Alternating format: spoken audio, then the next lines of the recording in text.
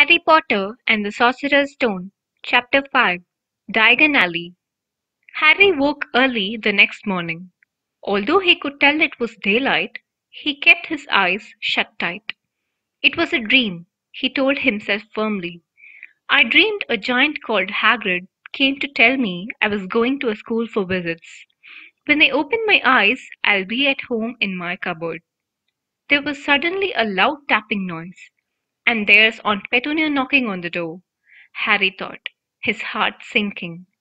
But he still didn't open his eyes. It had been such a good dream. Tap, tap, tap. All right, Harry mumbled. I'm getting up. He sat up and Hagrid's heavy coat fell off him. The hut was full of sunlight. The storm was over. Hagrid himself was asleep on the collapsed sofa. And there was an owl rapping its claw on the window, a newspaper held in its beak. Harry scrambled to his feet, so happy he felt as though a large balloon was swelling inside him. He went straight to the window and jerked it open. The owl swooped in and dropped the newspaper on top of Hagrid, who didn't wake up. The owl then fluttered onto the floor and began to attack Hagrid's coat. Don't do that, Harry tried to wave the owl out of the way, but it snapped its beak fiercely at him and carried on savaging the coat. Hagrid, said Harry loudly, there's an owl. Pay him, Hagrid grunted into the sofa. What? He wants paying for delivering the paper. Look in the pockets. Hagrid's coat seemed to be made of nothing but pockets. Bunches of keys, slug pellets, balls of string, peppermint humbugs, tea bags. Finally, Harry pulled out a handful of strange-looking coins. Give him 5 nuts, said Hagrid sleepily. Nuts?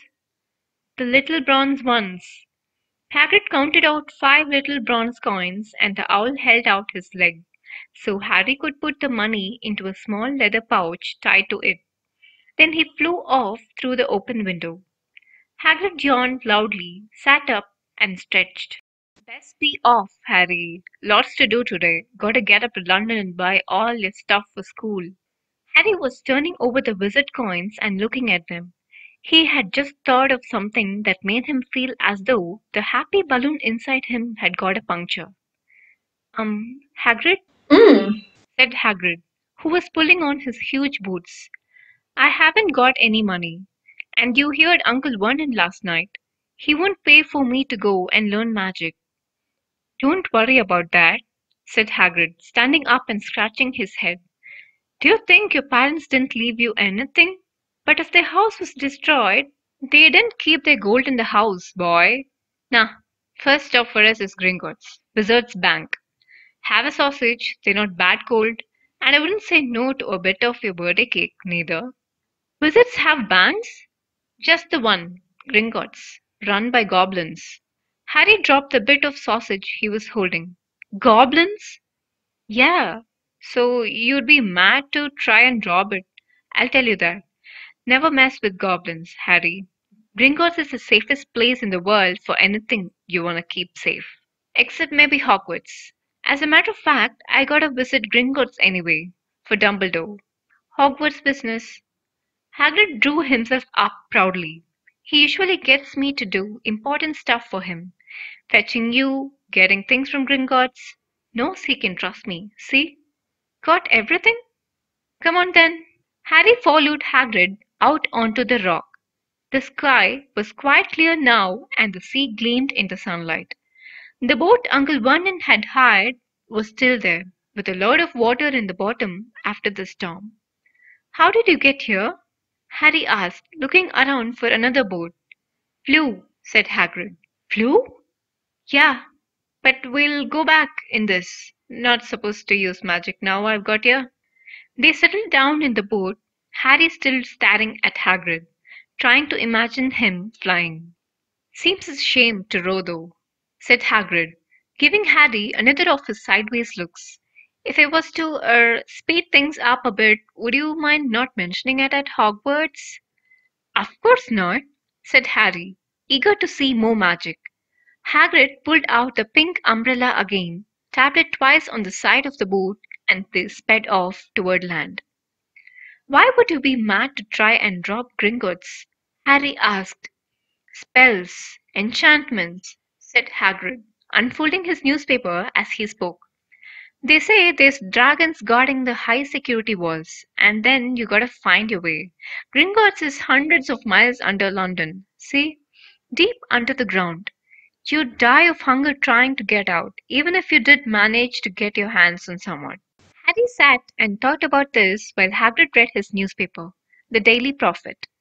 Harry had learned from Uncle Vernon that people liked to be left alone while they did this, but it was very difficult. He'd never had so many questions in his life. Ministry of Magic messing things up, as usual. Hagrid muttered, turning the page. There's a Ministry of Magic? Harry asked, before he could stop himself. Course, said Hagrid. They wanted Dumbledore for minister, of course, but he'd never leave Hogwarts, so old Cornelius Fudge got the job. Bungler, if ever there was one. So he pelts Dumbledore with owls every morning, asking for advice. But what does a Ministry of Magic do? Well, their main job is to keep it from the muggles that there's still witches and wizards up and down the country. Why? Why, blimey, Harry, everyone be watching magic solutions to their problems. Nah, we're best left alone. At this moment, the boat bumped gently into the harbour wall. Hagrid folded up his newspaper, and they clambered up the stone steps onto the street. Passers-by stared a lot at Hagrid as they walked through the little town to the station. Harry couldn't blame them. Not only was Hagrid twice as tall as anyone else, he kept pointing at perfectly ordinary things like parking meters and saying loudly, See that, Harry? Things these muggles dream up, eh? Hagrid, said Harry, panting a bit as he ran to keep up. Did you say there are dragons at Gringotts? Well, so they say, said Hagrid. Crikey, I'd like a dragon. You'd like one? Wanted one ever since I was a kid. Here we go. They had reached the station. There was a train to London in 5 minutes' time. Hagrid, who didn't understand Muggle money, as he called it, gave the bills to Harry so he could buy the tickets. People stared more than ever on the train. Hagrid took up 2 seats and sat knitting what looked like a canary yellow circus tent. Still got your letter, Harry? He asked as he counted stitches. Harry took the parchment envelope out of his pocket. Good, said Hagrid. There's a list there of everything you need. Harry unfolded a second piece of paper he hadn't noticed the night before and read, Hogwarts School of Witchcraft and Wizardry. Uniform. First-year students will require 3 sets of plain work robes, black, 1 plain pointed hat, black, for day wear, 1 pair of protective gloves, dragon hide or similar, 1 winter cloak, black, silver fastenings. Please note that all pupils' clothes should carry name tags. Course books. All students should have a copy of each of the following.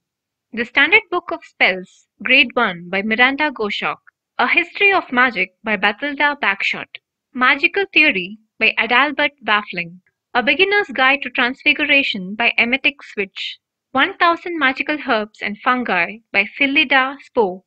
Magical Drafts and Potions by Arsenius Jigger. Fantastic Beasts and Where to Find Them by Newt Scamander. The Dark Forces, A Guide to Self-Protection by Quentin Trimble. Other equipment. One cauldron, pewter standard size 2 set, glass or crystal files, telescope set, brass scales. Students may also bring an owl or a cat or a toad. Parents are reminded that first years are not allowed their own broomsticks. Can we buy all this in London? Harry wondered aloud. If you know where to go, said Hagrid. Harry had never been to London before. Although Hagrid seemed to know where he was going, he was obviously not used to getting there in an ordinary way. He got stuck in the ticket barrier on the Underground and complained loudly that the seats were too small and the trains too slow. I don't know how the Muggles manage without magic, he said as they climbed a broken-down escalator that led up to a bustling road lined with shops. Hagrid was so huge that he parted the crowd easily. All Harry had to do was keep close behind him. They passed bookshops and music stores, hamburger restaurants and cinemas, but nowhere that looked as if it could sell you a magic wand. This was just an ordinary street full of ordinary people. There really be piles of wizard gold buried miles beneath them? Were there really shops that sold spell books and broomsticks? Might this not all be some huge joke that the Dursleys had cooked up? If Harry hadn't known that the Dursleys had no sense of humor, he might have thought so. Yet somehow, even though everything Hagrid had told him so far was unbelievable, Harry couldn't help trusting him. "This is it," said Hagrid, coming to a halt. "The Leaky Cauldron. It's a famous place." It was a tiny, grubby-looking pub. If Hagrid hadn't pointed it out, Harry wouldn't have noticed it was there. The people hurrying by didn't glance at it. Their eyes lit from the big bookshop on one side to the record shop on the other, as if they couldn't see the Leaky Cauldron at all. In fact, Harry had the most peculiar feeling that only he and Hagrid could see it. Before he could mention this, Hagrid had steered him inside. For a famous place, it was very dark and shabby. A few old women were sitting in a corner, drinking tiny glasses of sherry. One of them was smoking a long pipe. A little man in a top hat was talking to the old bartender, who was quite bald and looked like a toothless walnut. The low buzz of chatter stopped when they walked in. Everyone seemed to know Hagrid. They waved and smiled at him, and the bartender reached for a glass, saying the usual, "Hagrid?" "Can't, Tom. I'm on Hogwarts business," said Hagrid, clapping his great hand on Harry's shoulder and making Harry's knees buckle. "Good Lord!" said the bartender, peering at Harry. Can this be?" The Leaky Cauldron had suddenly gone completely still and silent. "Bless my soul!" whispered the old bartender. "Harry Potter! What an honor!" He hurried out from behind the bar, rushed toward Harry, and seized his hand, tears in his eyes. "Welcome back, Mr. Potter. Welcome back." Harry didn't know what to say. Everyone was looking at him. The old woman with the pipe was puffing on it without realizing it had gone out. Hagrid was beaming. Then there was a great scraping of chairs, and the next moment Harry found himself shaking hands with everyone in the Leaky Cauldron. "Doris Crockford, Mr. Potter. Can't believe I'm meeting you at last." "So proud, Mr. Potter. I'm just so proud. Always wanted to shake your hand. I'm all of a flutter." "Delighted, Mr. Potter. Just can't tell you. Diggle's the name. Daedalus Diggle." "I've seen you before," said Harry, as Daedalus Diggle's top hat fell off in his excitement. "You bowed to me once in a shop." "He remembers!" cried Daedalus Diggle, looking around at everyone. "Did you hear that? He remembers me!" Harry shook hands again and again. Doris Crockford kept coming back for more. A pale young man made his way forward very nervously. One of his eyes was twitching. "Professor Quirrell," said Hagrid. "Harry, Professor Quirrell will be one of your teachers at Hogwarts." "Potter," stammered Professor Quirrell, grasping Harry's hand. "Can't tell you how pleased I am to meet you." "What sort of magic do you teach, Professor Quirrell?" "Defense against the dark arts," muttered Professor Quirrell, as though he'd rather not think about it. "Not that you need it, Potter?" He laughed nervously. "You'll be getting all your equipment, I suppose? I've got to pick you up a new book on vampires myself." He looked terrified at the very thought. But the others wouldn't let Professor Quirrell keep Harry to himself. It took almost 10 minutes to get away from them all. At last, Hagrid managed to make himself heard over the babble. "Must get on. Lots to buy. Come on, Harry." Doris Crockford shook Harry's hand one last time, and Hagrid led them through the bar and out into a small, walled courtyard, where there was nothing but a trash can and a few weeds. Hagrid grinned at Harry. "Told you, didn't I? Told you was famous." Even Professor Quirrell was trembling to meet you. Mind you, he's usually trembling. "Is he always that nervous?" "Oh, yeah. Poor bloke. Brilliant mind. He was fine while he was studying out of books. But then he took a year off to get some first-hand experience. They say he met vampires in the Black Forest, and there was a nasty bit of trouble with a hag. Never been the same since. Scared of the students, scared of his own subject now. Where's my umbrella? Vampires? Hags? Harry's head was swimming. Hagrid, meanwhile, was counting bricks in the wall above the trash can. 3 up, 2 across, he muttered. Right, stand back, Harry. He tapped the wall 3 times with the point of his umbrella. The brick he had touched quivered. It wriggled. In the middle, a small hole appeared. It grew wider and wider. A second later, they were facing an archway large enough even for Hagrid, an archway onto a cobble street that twisted and turned out of sight.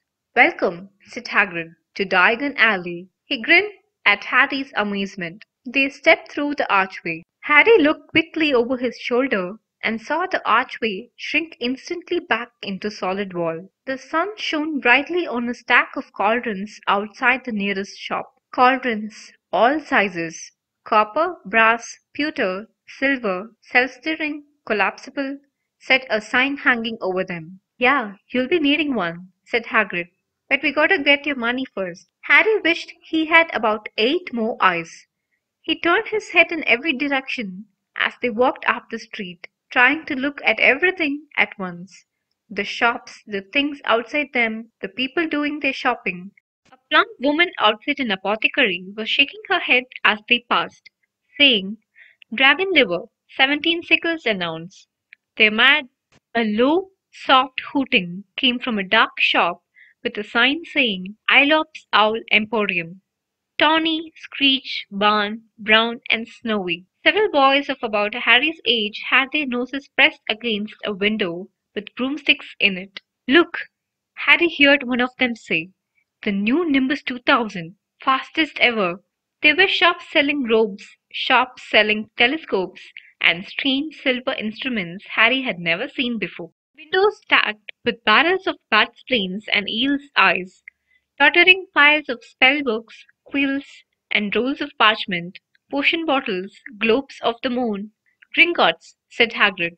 They had reached a snowy white building that towered over the other little shops. Standing beside its burnished bronze doors, wearing a uniform of scarlet and gold, was yeah, that's a goblin, said Hagrid quietly as they walked up the white stone steps toward him.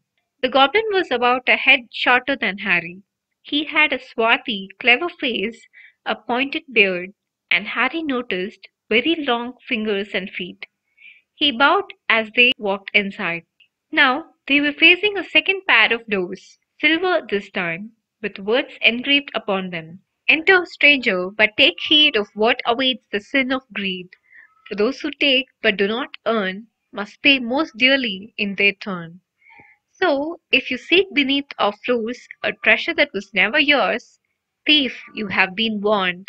Beware of finding more than treasure there.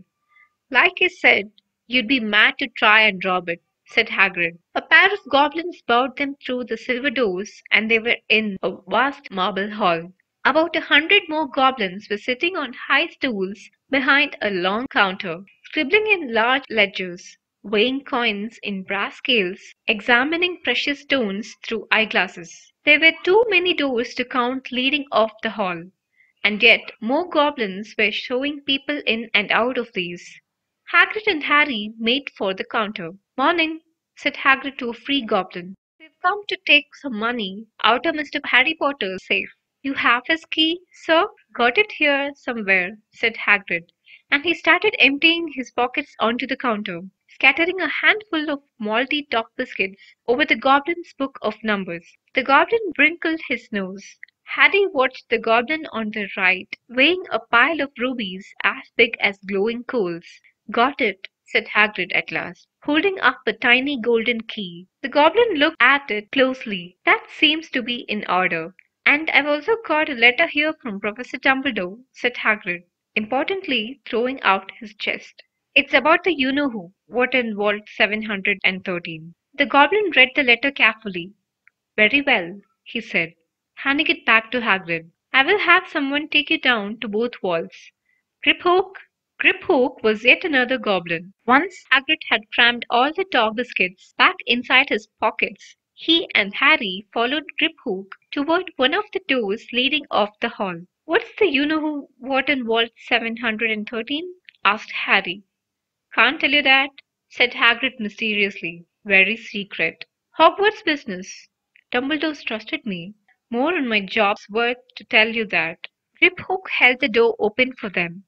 Harry, who had expected more marble, was surprised. They were in a narrow stone passageway, lit with flaming torches. It sloped steeply downward, and there were little railway tracks on the floor.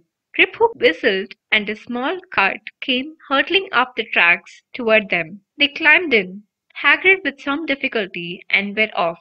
At first, they just hurtled through a maze of twisting passages. Harry tried to remember left, right, right, left, middle fork, right, left, but it was impossible. The rattling cart seemed to know its own way, because Griphook wasn't steering. Harry's eyes stung as the cold air rushed past them, but he kept them wide open. Once he thought he saw a burst of fire at the end of a passage, and twisted around to see if it was a dragon, but too late.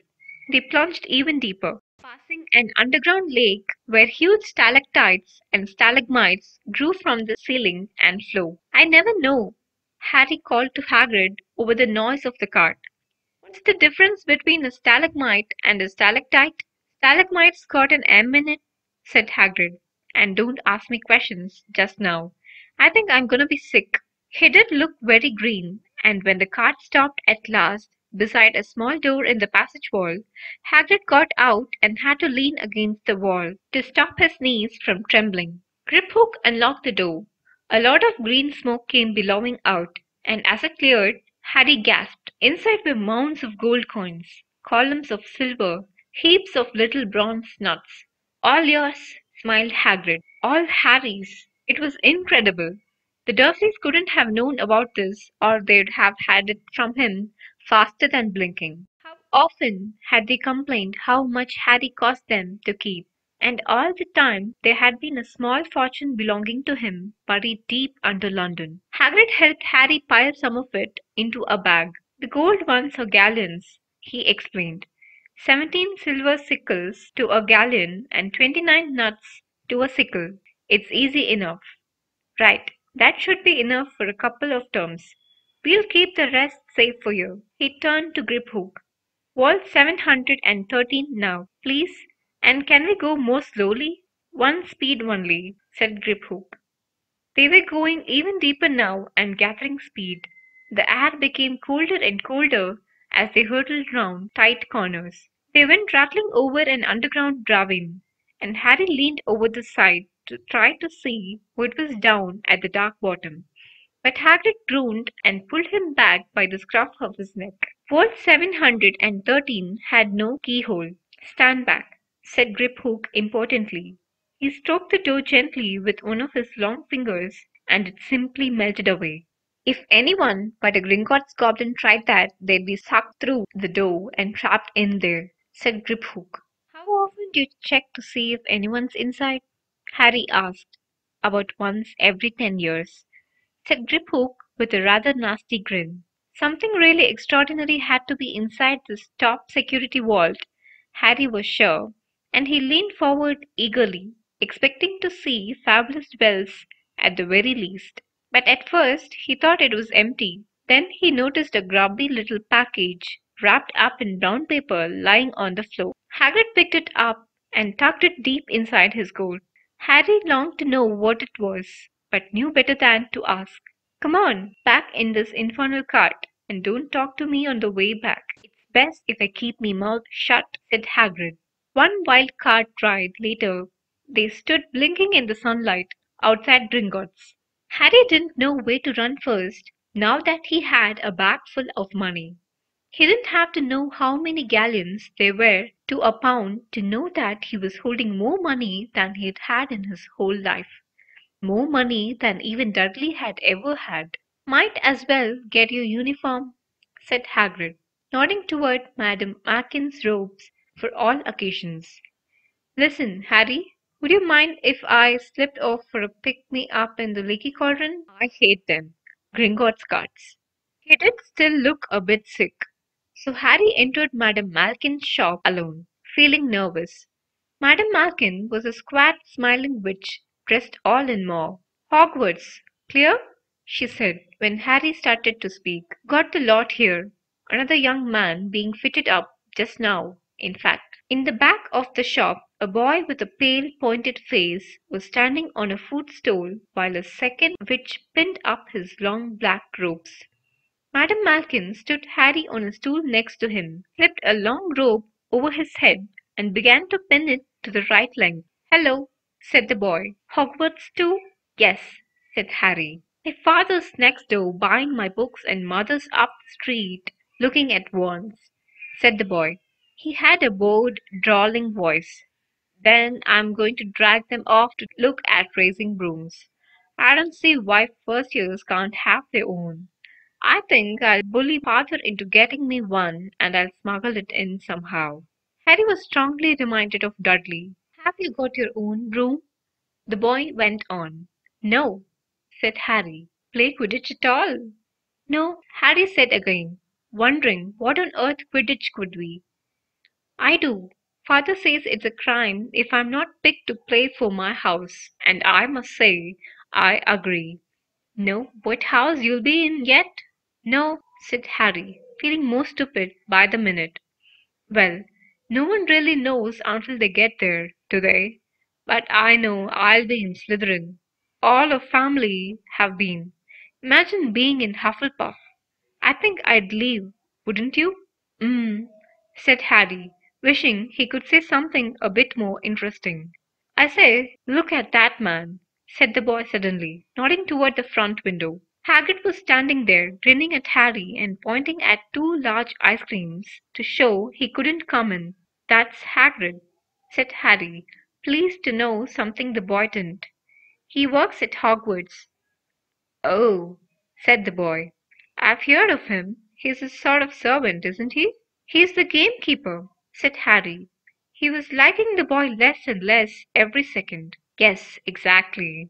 I heard he's a sort of savage. Lives in a hut on the school grounds, and every now and then he gets drunk, tries to do magic, and ends up setting fire to his bed." "I think he's brilliant," said Harry coldly. "Do you?" said the boy, with a slight sneer. "Why is he with you? Where are your parents?" "They're dead," said Harry shortly. He didn't feel much like going into the matter with this boy. "Oh, sorry," said the other, not sounding sorry at all. "But they are kind, weren't they?" "They were a witch and wizard, if that's what you mean. I really don't think they should let the other sort in, do you? They're just not the same. They've never been brought up to know our ways. Some of them have never even heard of Hogwarts until they get the letter. Imagine. I think they should keep it in the old wizarding families.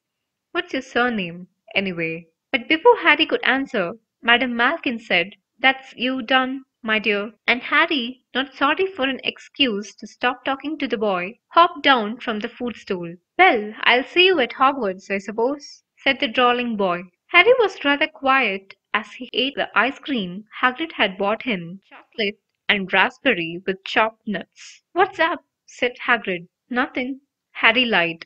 They stopped to buy parchment and quills. Harry cheered up a bit when he found a bottle of ink that changed color as you wrote.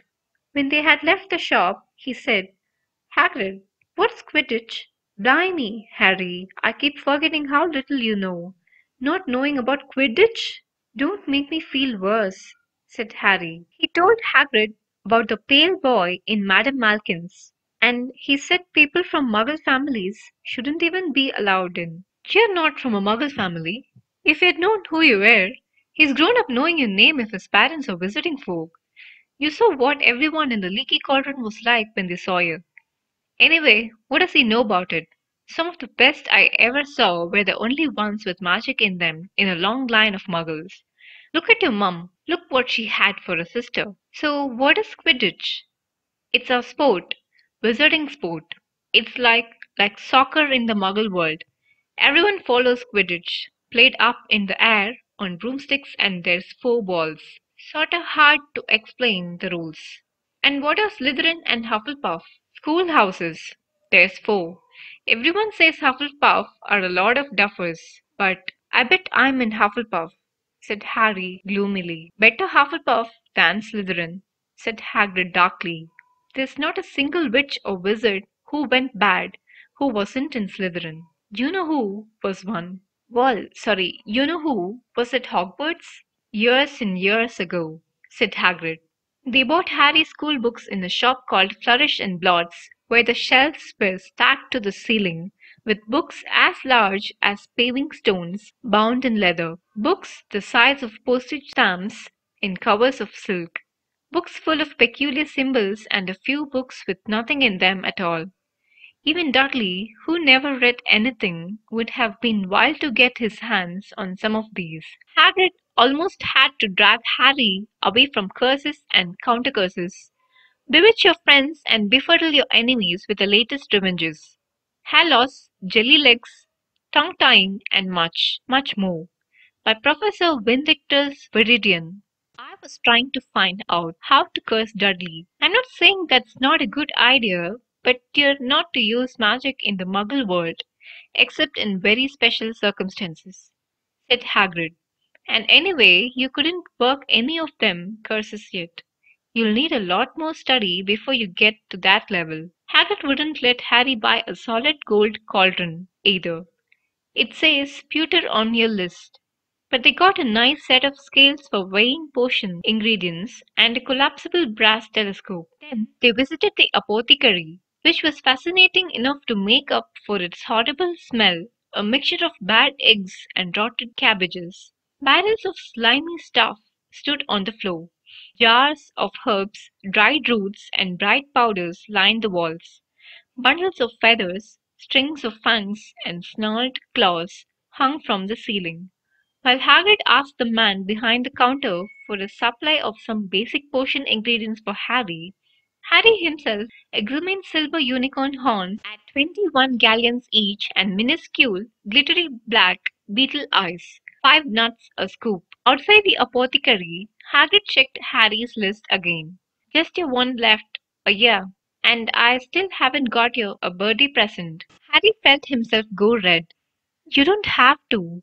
I know I don't have to. Tell you what, I'll get you animal. Not a toad. Toads went out of fashion years ago. You'd be laughed at. And I don't like cats. They make me sneeze. I'll get you an owl. All the kids want owls. They're dead useful. Carry your mail and everything. 20 minutes later, they left Eilop's Owl Emporium, which had been dark and full of rustling and flickering, jewel-bright eyes. Harry now carried a large cage that held a beautiful snowy owl, fast asleep with her head under her wing. He couldn't stop stammering his thanks, sounding just like Professor Quirrell. Don't mention it, said Hagrid gruffly. Don't expect you've had a lot of presents from them Dursleys. Just Ollivanders left now. Only place for wands, Ollivanders. And you gotta have the best wand. A magic wand. This was what Harry had been really looking forward to. The last shop was narrow and shabby. Stealing gold letters over the door read Ollivanders, makers of fine wands since 382 BC. A single wand lay on a faded purple cushion in the dusty window. A tinkling bell rang somewhere in the depths of the shop as they stepped inside.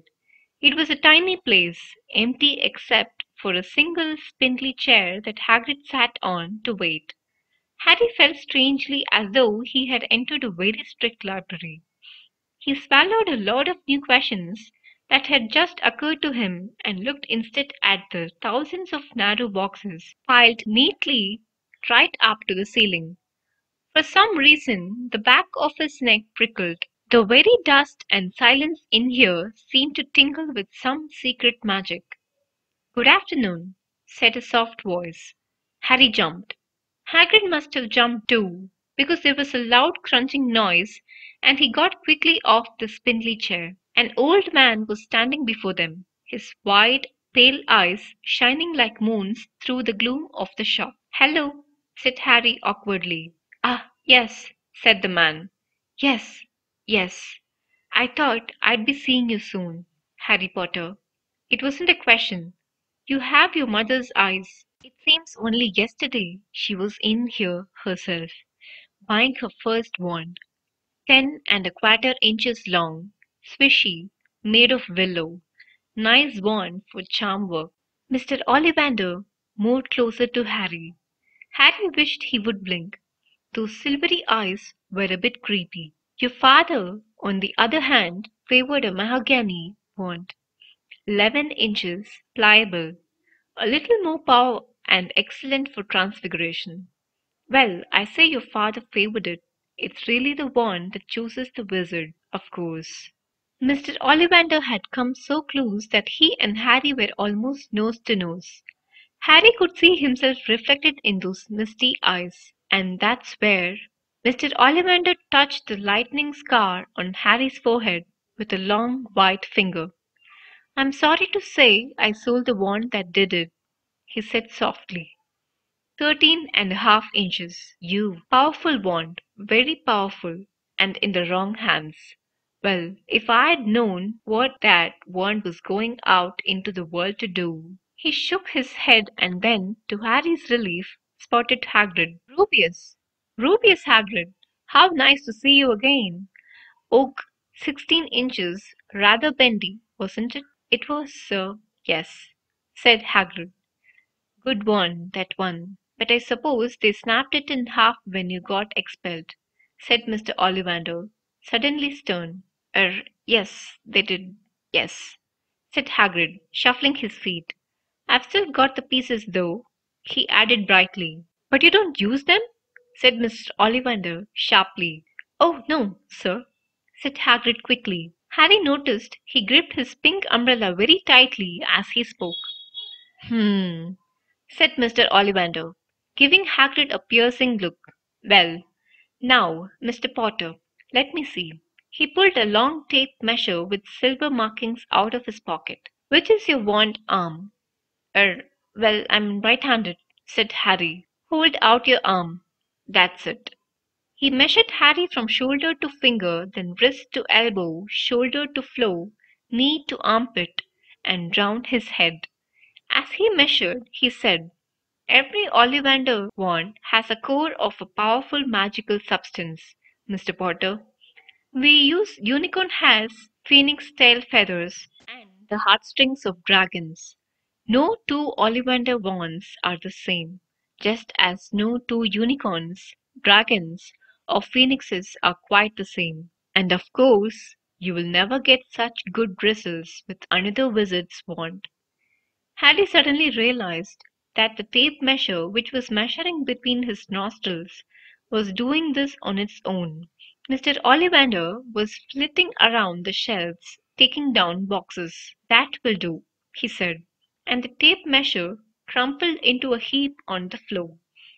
Right then, Mr. Potter, try this one. Beechwood and dragon heartstring. 9 inches, nice and flexible. Just take it and give it a wave. Harry took the wand and, feeling foolish, waved it around a bit. But Mr. Ollivander snatched it out of his hand almost at once. Maple and phoenix feather, 7 inches, quite whippy. Try. Harry tried, but he had hardly raised the wand when it too was snatched back by Mr. Ollivander. No, no, here. Ebony and unicorn hair, 8.5 inches, springy. Go on, try it out. Harry tried and tried. He had no idea what Mr. Ollivander was waiting for. The pile of tried wands was mounting higher and higher on the spindly chair. But the more wands Mr. Ollivander pulled from the shelves, the happier he seemed to become. Tricky customer, eh? Not to worry, we'll find the perfect match here, somewhere. I wonder, now. Yes, why not? Unusual combination. Holly and phoenix feather, 11 inches, nice and supple. Harry took the wand. He felt a sudden warmth in his fingers. He raised the wand above his head, brought it swishing down through the dusty air, and a stream of red and gold sparks shot from the end like a firework, throwing dancing spots of light onto the walls. Hagrid whooped and clapped, and Mr. Ollivander cried, "Oh, bravo! Yes, indeed! Oh, very good. Well, well, well. How curious. How very curious. He put Harry's wand back into its box and wrapped it in brown paper, still muttering, "Curious, curious." "Sorry," said Harry. "But what's curious?" Mr. Ollivander fixed Harry with his pale stare. "I remember every wand I've ever sold, Mr. Potter. Every single wand. It so happens that the phoenix whose tail feather is in your wand gave another feather. Just one other. It is very curious indeed that you should be destined for this wand when its brother gave you that scar." Harry swallowed. "Yes, 13.5 inches. You. Curious indeed how these things happen. The wand chooses the wizard, remember. I think we must expect great things from you, Mr. Potter. After all, he who must not be named did great things. Terrible, yes, but great." Harry shivered. He wasn't sure he liked Mr. Ollivander too much. He paid 7 gold galleons for his wand, and Mr. Ollivander bought them from his shop. The late afternoon sun hung low in the sky as Harry and Hagrid made their way back down Diagon Alley, back through the wall, back through the leaky cauldron, now empty. Harry didn't speak at all as they walked down the road. He didn't even notice how much people were gawking at them on the underground, laden as they were with all their funny shaped packages, with a snowy owl asleep in its cage on Harry's lap. Up another escalator out into Paddington Station. Harry only realized where they were when Hagrid tapped him on the shoulder. "Got time for a bite to eat before your train leaves," he said. He bought Harry a hamburger, and they sat down on plastic seats to eat them.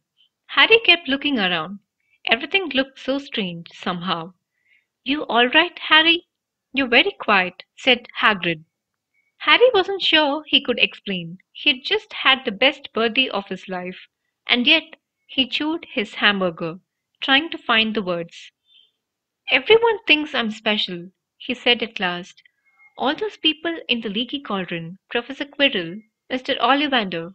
But I don't know anything about magic at all. How can they expect great things? I'm famous, and they can't even remember what I'm famous for. I don't know what happened the night my parents died." Hagrid leaned across the table.